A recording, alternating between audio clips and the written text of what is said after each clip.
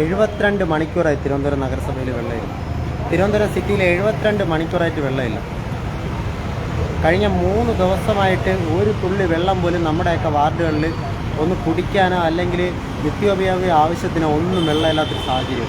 എന്താണ് ചെയ്യേണ്ടതെന്ന് അറിയാൻ പാടില്ല. നമ്മളത് കുറച്ച് കൗൺസിലർമാർ രാത്രി തിരുവനന്തപുരം കോർപ്പറേഷനിൽ വന്നിട്ടുണ്ട്. ഏകദേശം 80ലധികം ടാങ്കറുകൾ തിരുവനന്തപുരം നഗരസഭയിൽ അറ്റാച്ച് ചെയ്ത് ഓടുന്നുണ്ട്. നമ്മളെന്നും വാർഡുകളിൽ അത്യാവശ്യത്തിന് ഒരു ടാങ്കർ പോലും കിട്ടാത്തൊരു സാഹചര്യമാണ്. ഈ സിറ്റിക്കകത്ത് MLA-മാരുണ്ടെന്ന് പറയുന്നുണ്ട്. തിരുവനന്തപുരം ജില്ലയിൽ 2 മന്ത്രിമാരുണ്ടെന്ന് പറയുന്നുണ്ട്. ഒരൊറ്റ മനുഷ്യനെ പോലും കാണാൻ പറ്റാത്തൊരു സാഹചര്യമാണ്. കോർപ്പറേഷൻ്റെ സെക്രട്ടറി വിളിച്ചിട്ട് സെക്രട്ടറിക്ക് ഒന്നും അറിയാൻ പാടില്ലാത്തൊരവസ്ഥയാണ്. ഇനി ആരെയാണ് വിളിക്കേണ്ടതെന്ന് അറിയാൻ പാടില്ല.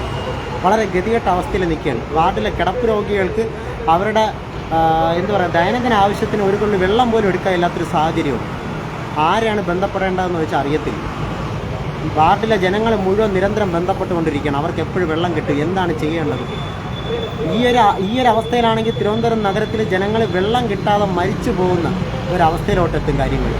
അടിയന്തരമായിട്ട് ഈ വീഡിയോ കാണുന്ന ആരെങ്കിലും ബന്ധപ്പെട്ട അധികാരികൾ ആരാണെന്ന് വെച്ചാൽ എത്രയും പെട്ടെന്ന് ഇടപെട്ട് എല്ലാ കൗൺസിലർ